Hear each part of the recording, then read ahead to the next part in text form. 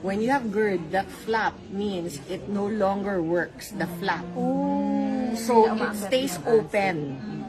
So what happens is the acid that's supposed to go to your stomach keeps going back up. That's GERD.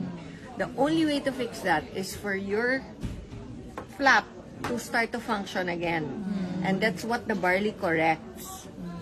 But you have to be consistent. So pag sinasabi mo sa akin na, nagbabarley naman, Ate Ton, hindi siya consistent magbarley. Kasi kung consistent siya, nag-correct na yun by now.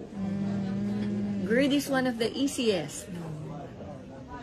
Acid reflux, GERD, constipation, yan yung mga regular na sobrang lack of sleep.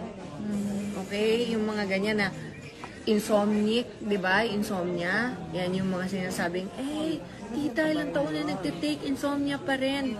It's not true. Hindi sila consistent. Kasi automatic yun sa body. Kunyari, yosi ka ng yosi, pero drink ka ng barley. Mawawala yung urge ng body mo for yosi. So eventually, you will stop on your own. So if you're not taking your barley regularly, hindi mo pwedeng sabihin na consistent ka kung tuloy-tuloy yung mga bad habits kasi nawawala yun talaga. Finished, yeah? Yes, we're all done. Thank you.